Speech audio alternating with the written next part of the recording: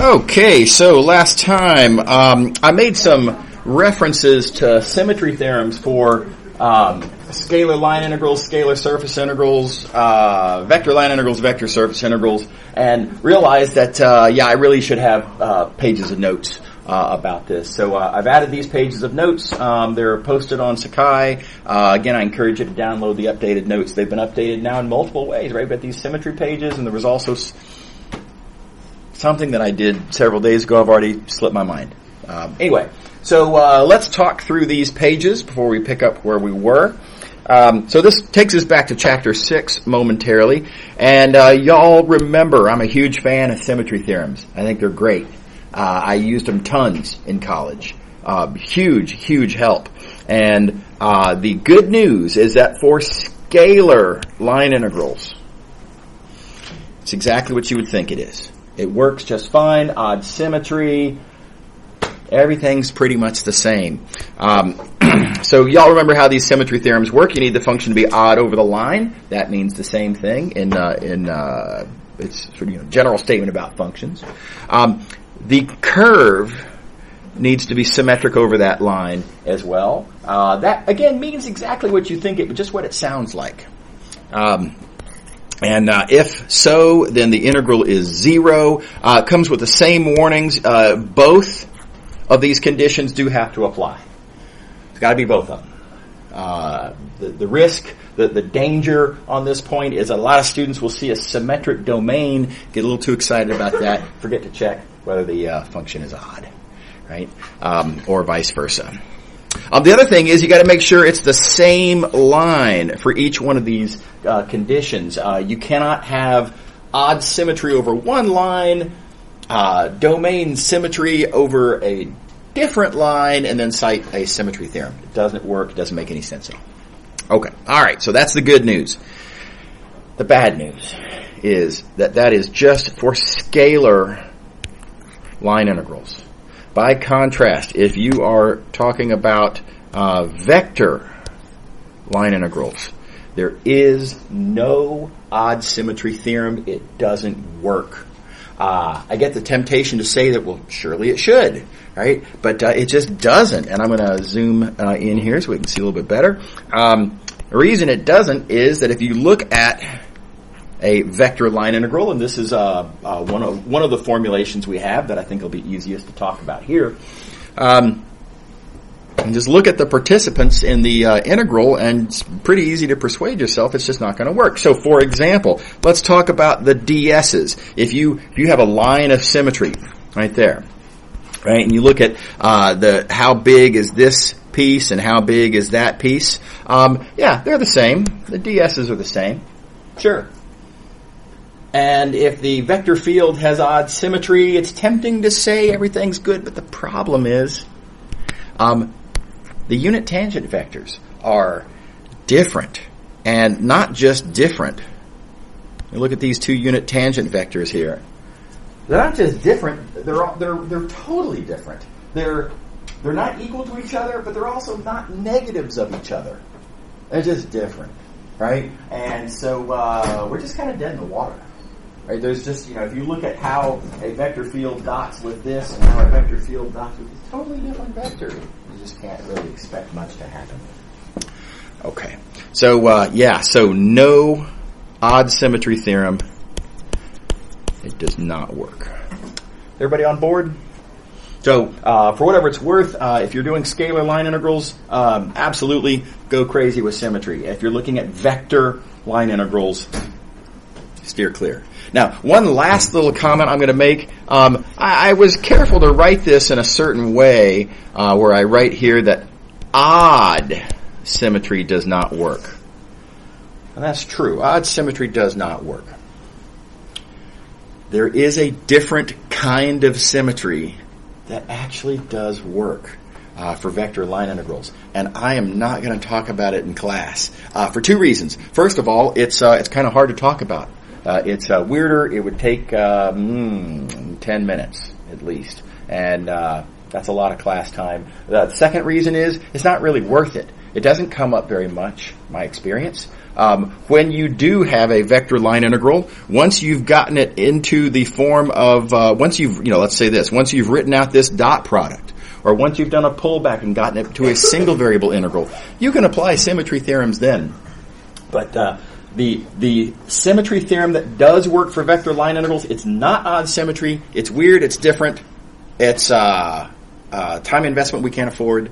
And I'll tell you another thing. It's confusing. I think of it as a theorem that where you can get yourself into more trouble than you can get yourself out of.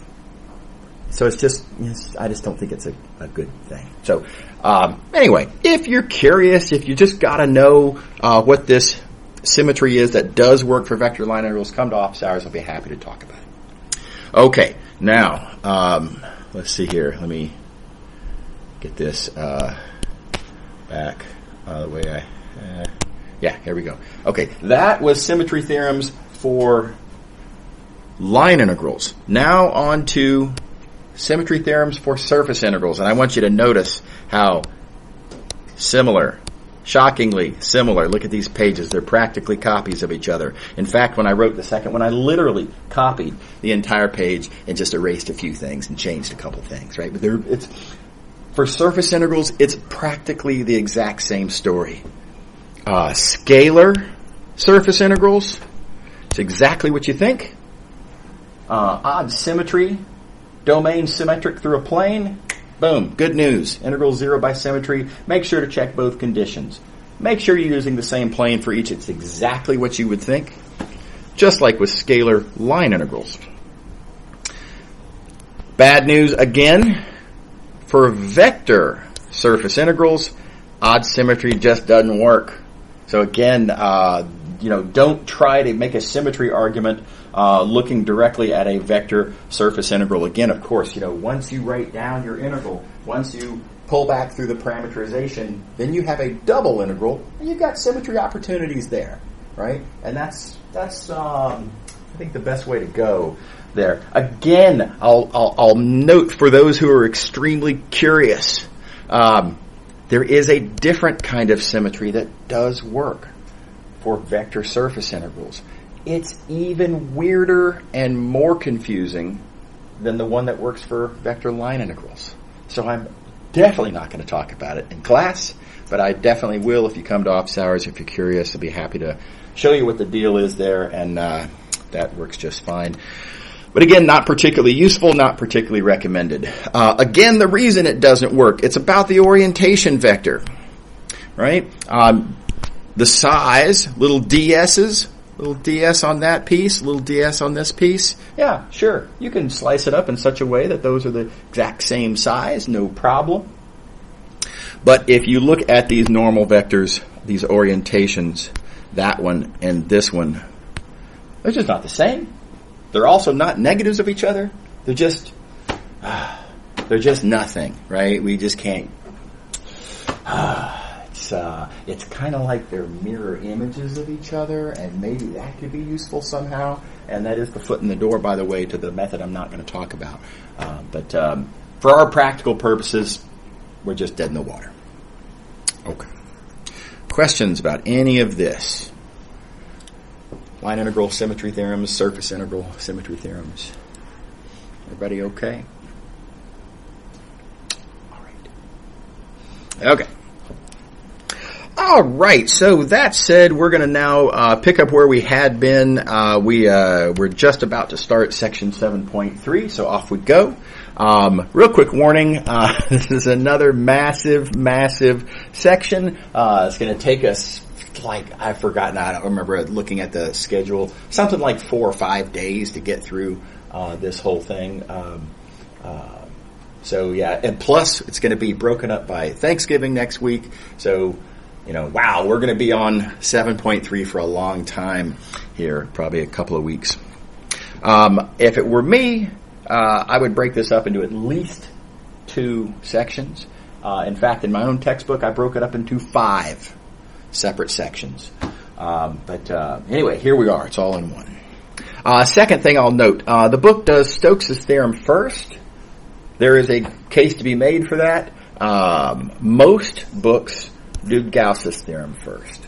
there's a case to be made for that too. And my own personal, I like to do Gauss's theorem first. As you'll notice here, we're going to start talking with Gauss's theorem. So anyway, just be aware you'll have to flip through 7.3 a little bit to get to that part. Okay, so first thing I want to say about Gauss's theorem. It is extremely similar to Green's theorem. Y'all remember Green's theorem from, what was that, was that last week or recently?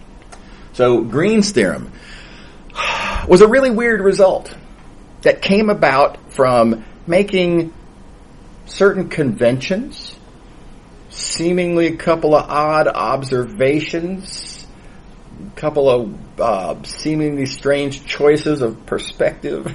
But with all that set up, we got this really powerful theorem that says that line integrals can be computed by surface integrals over those interiors. And it's a really powerful theorem. It's also shocking that it could even be the case. After all, these domains are totally different domains, right? This is only on the boundary. This is only in the interior two-dimensional region. So, seemingly implausible they could relate to each other. So it's a shocking theorem, and it's a very useful theorem. Okay, we're going to do kind of the same thing to develop this thing called Gauss's theorem. It's in a different context. There are different conventions, but the structure, the strategy of the argument that we're going to make is really, really similar. In fact, I'm going to, as we go through talking about Gauss's theorem here, I'm going to be clicking back over here to the pages on Green's theorem so we can kind of, see how, look, we're just doing the same thing in a different context. So, Green's theorem, very first thing we did is talk about boundaries. Right? We have two-dimensional region. I have to talk about this idea of a boundary curve. In particular, we needed to talk about orientation and what the convention is for orientation on the boundary curve. Okay. For Gauss's theorem, different context. We're now in 3 dimensions instead of 2. We're going to be looking at solid 3-dimensional regions in 3 dimensions instead of 2-dimensional regions in 2 dimensions. We're going to have a boundary that is now a surface instead of a curve. So yeah, a lot of things are different, no doubt, right? And again, we're just going to make a sort of an arbitrary, seemingly arbitrary convention. The rule over here was on the left. The region is on your left as you walk around the correct orientation direction. The arbitrary convention here is that the orientation is away from the solid. So here's our example. I have a 3-dimensional solid here. Now, my solid, you'll notice, has a kind of an air bubble in it there. This is a somewhat slightly hollow solid. It's got that hole. It's not a hole through it. It's a hole inside of it. Notice that these are round. This is a lump with a lump dug out of the middle of it. Okay, so the orientation on the surface. There's part of the boundary of the surface. Looking at such a point on the boundary, the orientation is away from the solid. Does everybody see what I mean? So think about it like this. If this is your boundary, right? This is your boundary surface. Here's where the solid is, and then on the other side of the boundary is where the not solid is. That's where nothingness is, right? So the orientation is always away from where the solid is and pointing into where there's nothing. Okay. All right. Now, common misconception. Common sloppy version of stating this is to say that orientations are outward. Not necessarily true. Check it out. Look at this part of the boundary. And don't forget, we have a solid here that is got this air bubble inside of it. At a point like this one, away from the solid, well, the green is where the solid is, and the white is where the not solid is, and so away from the solid points, in this case, what you would really have to call inward. Right, so don't make the mistake of thinking that you can oversimplify and just say outward. It's not true in all cases. But away from the solid, always correct. Which, by the way, reminds us of when we were talking about Green's theorem, the oversimplified, not always true version was to say, look at that, it's always counterclockwise. No, it's not. If you have a little piece on the inside, it'll be clockwise. Right? So there was an oversimplification to beware of here. And likewise, there is an oversimplification to beware of here. How are we doing? Everybody see it? Everybody happy? Okay. All right. So again, this rule about away from the solid, it is arbitrary. It is also highly standard, and so it's not really optional. Okay. Next thing.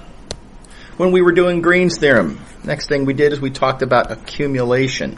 And it was kind of a new concept there, so I spent a little bit of time talking about what accumulation means. Y'all already know that part, so I'm not going to repeat that. But the big reveal was that there is a certain quantity, boundary circulation, that fairly surprisingly has this feature. Boundary circulation accumulates, and we drew the diagram and talked about the, cancellation and stuff. Okay. In this context, talking about solid three-dimensional things, we're going to be looking at boundary flux. That's going to be the object of interest. So given a solid, whatever your solid is, the accumulating quantity is that solid's got a boundary. On that boundary there is flux. That quantity, boundary flux, I claim, accumulates. And now I owe you a discussion of why that is. Let's remind ourselves what accumulate means. Accumulates means that if we chop it into pieces, then the whole is the sum of the parts. So, here we go. Looking at this left side. Right, look at that left chunk there. Well, the boundary flux on that left chunk, well, there's kind of this bit here oriented away from where the solid is. And then there's this bit here, again, oriented away from where the solid is. There's boundary flux on the left half. That make sense to everybody? Now let's look at the right half. This solid here. Again, my alleged accumulating quantity, boundary flux. What does boundary flux look like on the right half? Well, there's this chunk here, oriented away from where that solid is. And then, well, there's a shared face. Right? Now keep in mind, when we're talking about R2, right? R2 is the solid. We're talking about the boundary flux through R2.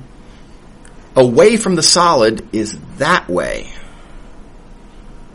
It's to the left because R2 is on the right. Everybody on board? Okay.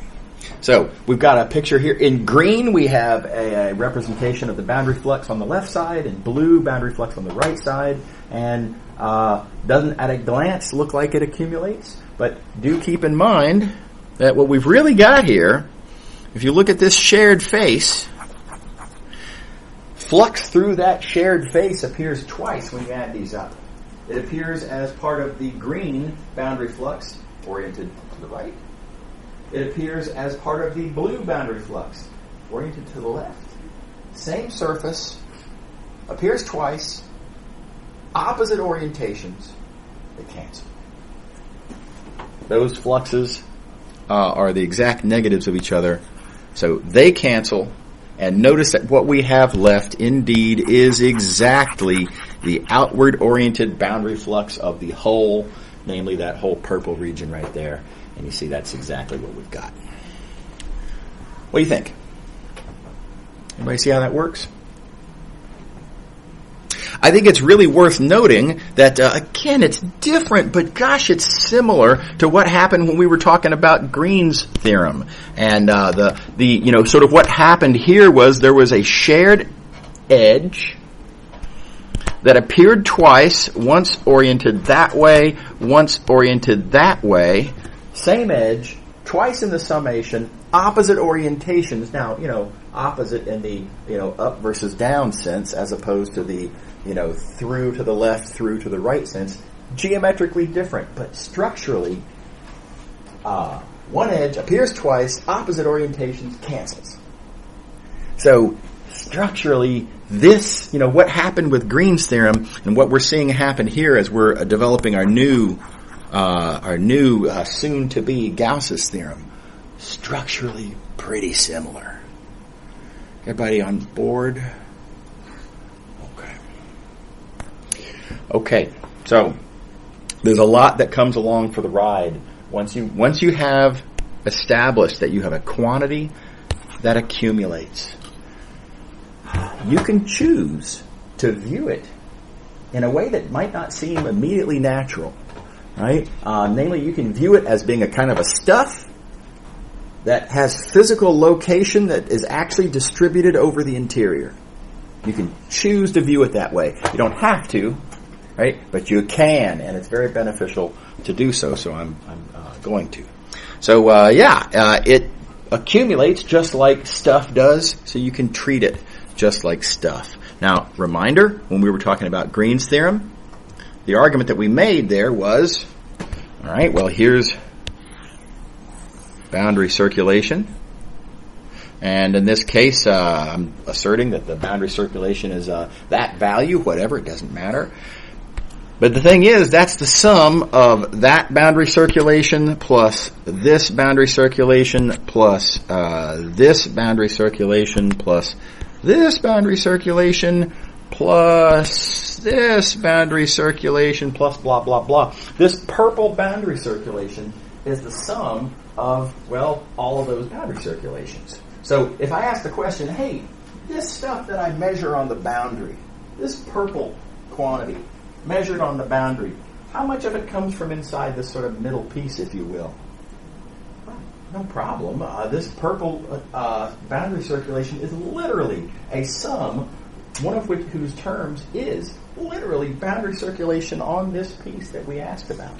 And so how much of it comes from that middle piece? Well, 6 of the 33 comes from inside this little piece. The fact that it is an accumulating quantity is what allows you to talk about where it is in the interior, as opposed to just being, well, I computed it on the boundary, I guess it must be on the boundary. Okay. All right. So same deal here. I can talk about boundary flux that, of course, to be sure, is computed on the outside surface. It's computed on the boundary. But I can view it as actually being an accumulation throughout the interior. I can talk about how much of that boundary flux comes from inside of that little piece. Because literally the boundary flux through that piece is how much of the total that actually came from in there. Okay. How are we doing?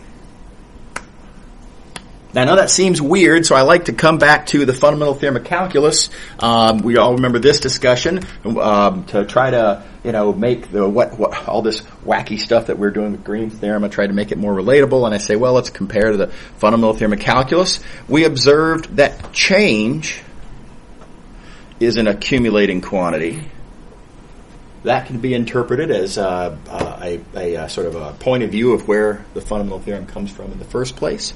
And now let's make these same sort of creepy statements that we've been talking about. Well, things that are on the boundary, yeah, but they actually happen in the interior. Let's apply that to the fundamental theorem, where across this interval, the function changes by that amount.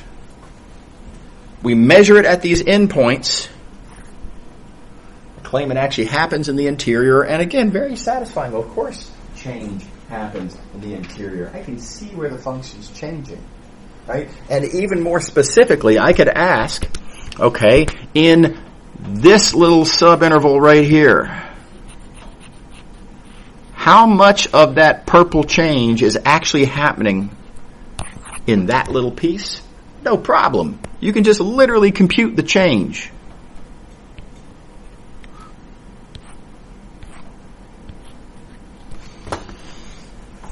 Right? So the accumulating quantity in question, aka change, computed on any interval tells you how much is happening in that interval. How much specifically of what you're seeing on the whole.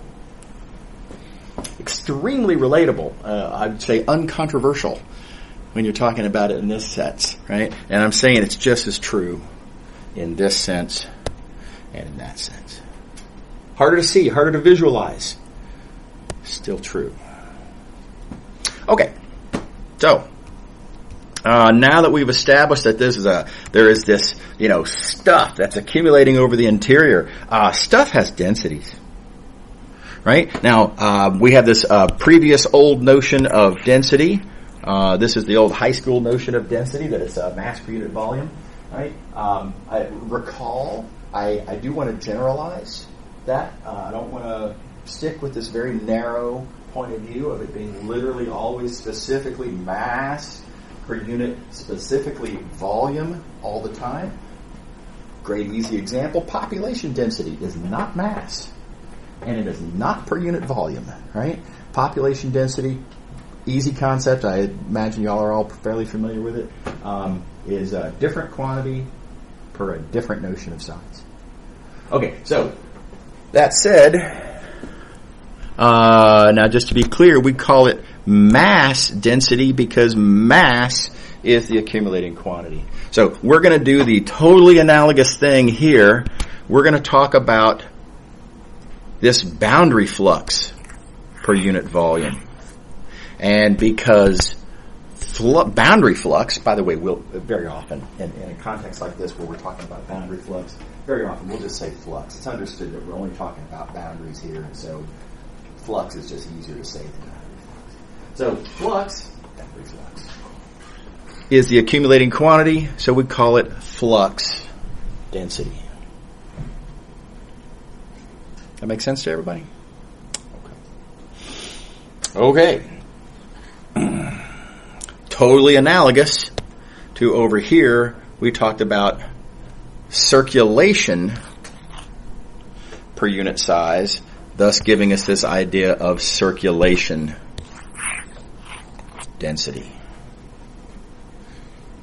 Okay. Alrighty. So, now begins the notation and terminology discussion, and thankfully there's a little bit less to actually talk about here. But this flux density, as computed by this formula, I'm not going to prove that formula. It's a bunch of details. Again, if you're curious, come on by office hours. We'll talk through it. It's not that big a deal. It's a bunch of details.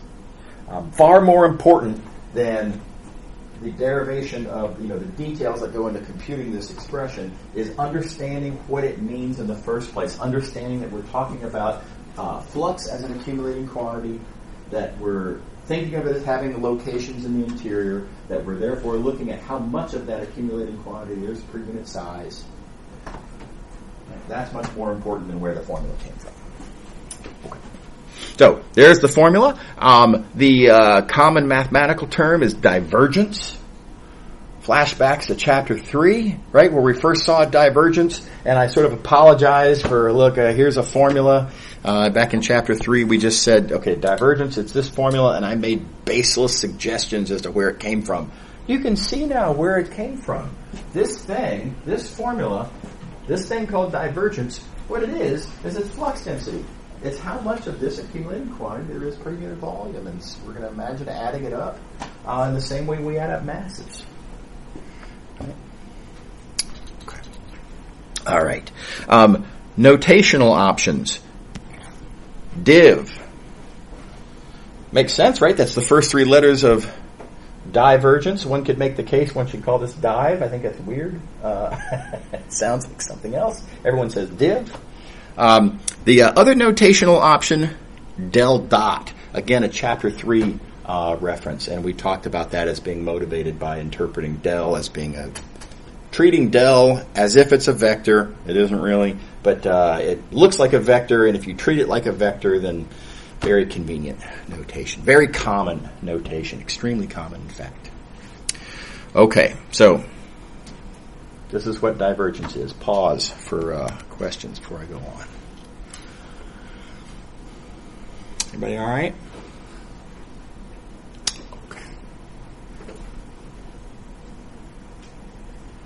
A couple of quickie things I will point out. This is just kind of cultural, but still, in my past life as a second major in physics, this notation here was almost exclusively what was used. I don't think in a physics class I ever saw the notation div f. In math, yes. In physics, all the books I used all wrote it like this. So, I think I'd encourage that. Use either one you want, but it's also a little quicker to write than it is to write div. From a terminology standpoint, now this one might be a little bit surprising, but again, in that past life of second major in physics, I heard the term flux density significantly more than I heard the term divergence. And, why would this be? Well, physicists talk a lot about flux. Flux is a really natural physical concept. If you haven't had E&M yet here at Duke, you're going to find that when you study E&M, flux is extremely important. It's extremely natural. It comes up all the time. It's one of the major players in discussions of E&M. So the term flux density, right, dovetails then this idea, call it or denote it however you want, but this connects it very naturally to what you're actually interested in, namely flux. That's a nice feature for a terminology to have. Divergence, arguably kind of a made-up term in some sense, and it conjures a different image, I suppose. That's nice. But anyway, for your consideration, mathematicians use both terms. Maybe more so divergence in math classes, but in physics, and therefore I suspect in engineering, that I know many of y'all are, I think you're going to see flux density a lot. Okay. All right. And then I'm going to interject my own opinion on this as well. I really like the term flux density. I really like thinking of, perfectly obvious from how I'm approaching this material, I like viewing accumulating quantities, viewing them as a stuff, and thinking about how much per unit size. This term perfectly encapsulates how we're approaching this subject, right? So, really great term. I'm a big fan. Okay. Alrighty. Pausing again. Questions? Anybody? Okay. All right. Okay. So now real quick, before I bring it all together and write down the theorem, I claim, again, that divergence, aka flux density, is a measure of how much flux is actually happening nearby, wherever you evaluate it. So let's look at this vector field here. There's a vector field. Depending on what surface you're looking at, this creates fluxes. So that's nice. Where is more of said flux being created? There's this point here. There is a certain amount of flux that's being kind of created in the general vicinity of this point. And then likewise, there's a certain amount of flux that's being created in the general vicinity of this point. So where is there more? Right? Now I'm going to remind you, going back to the fundamental theorem discussion, I'm going to ask an analogous question. Looking at this point here versus this point here, could reasonably ask, this function that we've got is changing. There's going to be a total amount of change, depending on what interval I look at. But that change, is more of it coming from here, or is there more of it coming from here? And of course, the very first thing we'll say is, well, the change doesn't happen at a point. At a single point, there is no change because it's just a point, right? Oh, so we clarify, yeah, but I mean, come on, in the general vicinity of that point, and in the general vicinity of this point, right? Is there more change happening in the green area or in the blue area? And how do we answer that question? Well, change density, right? The derivative, recall, we interpret, for the purposes of this class anyway, I like to think of the derivative as being change density. A little bit of a weird take from a single variable calculus point of view, but it's really good for analogies and, taking ideas in this relatable context, translating them to the more difficult, three-dimensional context. The change density, aka the derivative, I can see what it is at the green point. I can see what it is at the blue point.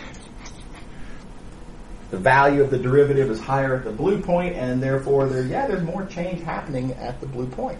Right? And the value of the derivative points us directly to the fact that, the blue one's got more happening than the green one. It's also geometrically really relatable. Right? You can just see, check it out, the function's just not changing very much over here, but it's changing a lot faster over there. So this is a picture that we can visualize that demonstrates how change density tells you where change is happening. And so now, by analogy, we've got these 2 points here. Where is there more flux happening? Where is there more flux being created? Well, we're going to look at flux density. Divergence. And of course, now keep in mind, this is a formula that y'all can compute. Right? We have the formula for how to compute divergence. aka flux density for this vector field. You take the appropriate partials of the appropriate components, and boom, there's our formula. And you can just evaluate. And well, at the green point, it's 48. And at the blue point, it's 75. And where is it the biggest? Well, boom, it's at the point B. Now, I can't see the picture as well, right? That's the beautiful thing about this very low-dimensional situation here. We have one input variable, one output variable, two-dimensional picture that's perfect for my two-dimensional screen, two-dimensional paper, right? So this I can really visualize, and it's relatable. I can't draw any equivalently convenient picture here, but it's the same idea afoot. Okay, how are we doing? Everybody all right? Okay, let's bring it all together now. We actually have all of our tools developed. We're ready to bring it home.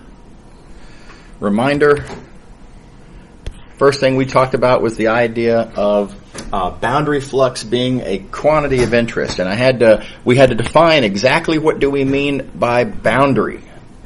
Right, boundary, again, loaded term. In all of chapters 6 and 7, the word boundary is a loaded word. It doesn't mean just, where's the edge. It means that and also a prescribed, standard, conventional orientation.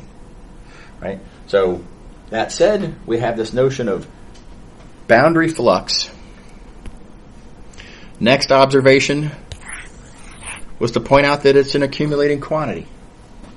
So, if you want to compute a boundary flux on a hole, you can just add up the boundary fluxes on all the little pieces that you chop it up into. Chop it up all you want. So the whole is the sum of the parts when you're talking boundary flux. So that's our accumulation feature. And then the last observation we made here was we talked about density. So these little pieces of flux, they relate to volume in the same way that any other accumulating quantity could. And we can talk about, flux per unit volume Right, said differently, what do I multiply by volume to get flux on these little bitty pieces? We have this idea called flux density. We have a formula. We have notations, et cetera, et cetera. And so there it is. And lo and behold, we have now connected all the dots. And we have ourselves a new theorem, totally analogous to here. We came up with Green's theorem. Right? Same steps. Identify the quantity of interest. Observe that it is an accumulating quantity. Develop a corresponding notion of density. Same exact ideas here, different details, different result. Okay. All right, so the nice punchline is if you have a flux integral, careful, not any flux integral. If you have a boundary flux integral, it's got to be a boundary.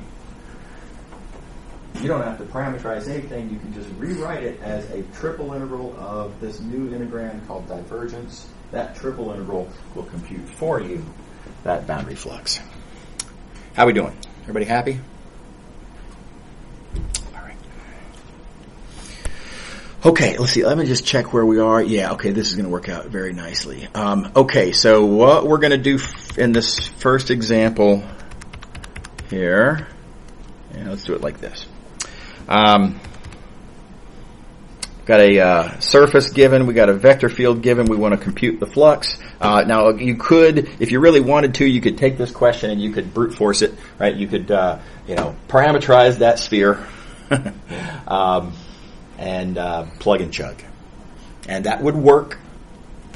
It sure would be a lot of work though. Let's think about that for a moment. When you parameterize a sphere, you're probably going to use the spherical graph parameterization. It's full of trig.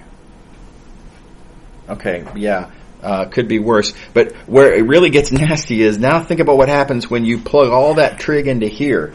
Each of x, y, and z is going to be a bunch of trig.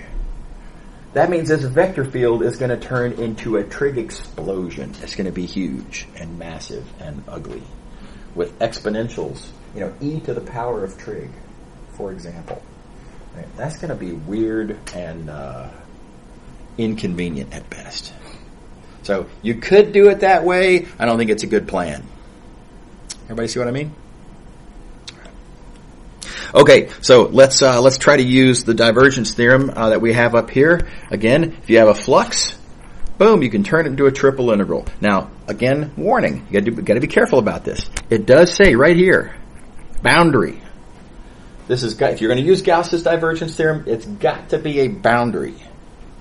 And I emphasize, this is not some minor point of, fussy mathematical formality. It's really, really got to be a boundary of a thing because that thing is the domain for this new triple integral that you would like to create. So if your surface is not a boundary of something, there is no something over which to even create a triple integral. Much less would we know that it's equal to what we're interested in the first place. Right? So, again, not a minor point of formality. It's gotta be a boundary, otherwise it doesn't even make any sense. It just doesn't make any sense at all. It's meaningless nonsense. Everybody see the danger there? It's a very dangerous little point. A lot of students step on this landmine, try to apply the divergence theorem to surfaces that are not boundaries, and tragedy ensues. Okay. All right, so we better check that for our circumstance over here. Is our surface a boundary?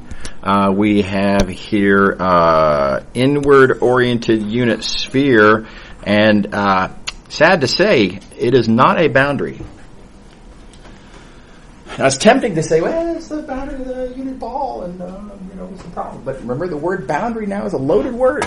Very importantly loaded. You have to worry about orientations, and the boundary of that ball is oriented outward, not inward. This is not a boundary. Now, the good news is, of course, if we look at the same surface with the opposite orientation, that is a boundary. No problem, right? This, S minus, you remember this notation from some previous time. That is no problem at all, literally the boundary of that ball B there. So I can apply Gauss's theorem to S minus, but not to S. How are we doing? Does everybody see that? So let's put those pieces together there.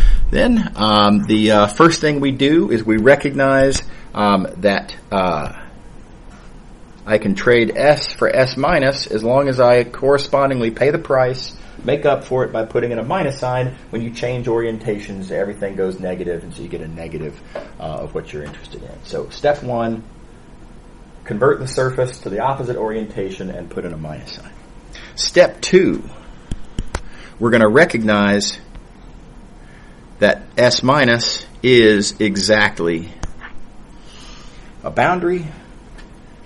And then step 3 is where I can actually get around to using the divergence theorem. And the divergence theorem says a boundary flux, which this is computed with a triple integral over the interior of the divergence. Okay, now how are we doing? Does everybody see what happened there? There's kind of 3 separate things happening. Let's deal with the fact that the orientation is the opposite of what we wanted.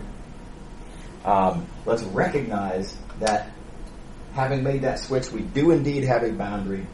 And then, having a boundary, we have to actually write down that Gauss's theorem applies. Okay. By the way, don't forget to carry forward those minus signs, right? That minus sign is part of the answer. Don't drop it accidentally. Okay. What do you think? We've got some computational details to deal with here in a second, but I want to make sure we're all good with the setup. Okay. All right. Now, you could, I suppose,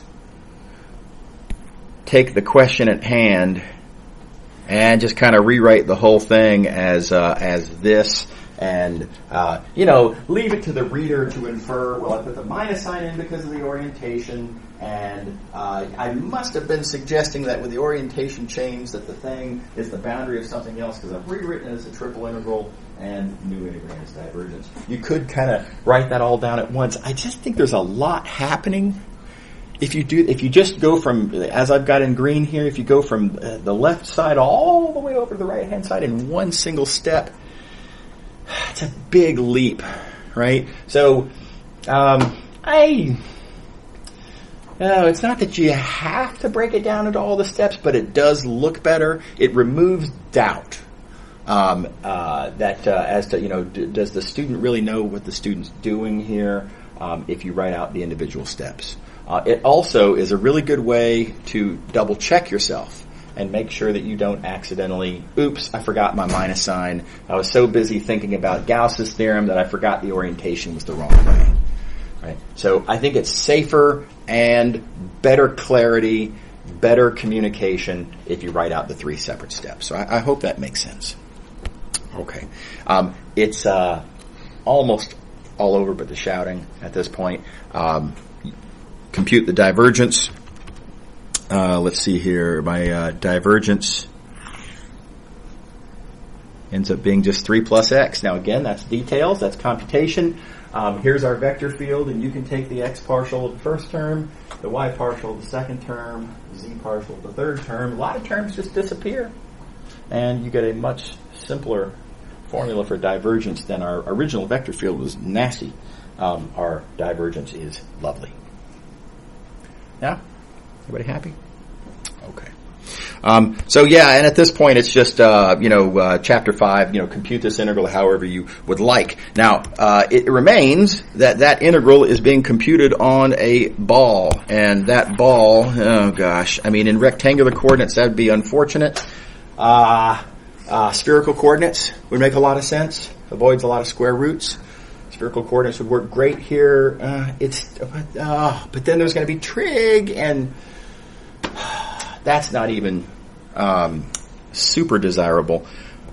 The trick I like to point out, and this is a trick we've talked about long ago, but I like to bring it up out of context as the real world does, by pointing out that if you have an integral with two terms on the inside, you can break that up into two separate integrals that might be treated more easily by separate methods. So this one, we got a constant. That's just 3 times the volume. That's easy, right? The volume is a known quantity. It's a ball. It's a unit ball. We've all memorized that formula back in high school at some point. And then this integral here, 0 by symmetry, and that's awfully convenient, right? So I think this is way better. This method here, way better than using spherical coordinates. So be on the lookout for that. These opportunities will come up unannounced, right? So you've got to have your head on a swivel and be looking for opportunities to do cool moves like this and make your own life easier. Last thing I'll say real quick. The rules going forward for how to invoke a symmetry argument are not going to be the same as they had previously been. Remember, previously, for exam 2, I made a big deal. Full credit symmetry argument, you've got to check all 5 points. Right? And now they were enumerated in detail what those 5 points are. That was an exam 2 thing. Going forward, if you want to impress your grader, go ahead and say equals 0 by symmetry through the xz plane, or the yz, or whatever it is. This would be the yz plane, as the case may be. But you don't have to check the 5 points. You can just state this is 0 by symmetry. You do have to be correct, right? But if you're correct, then you can just write it down. Okay, cool. See y'all later. Have a good one.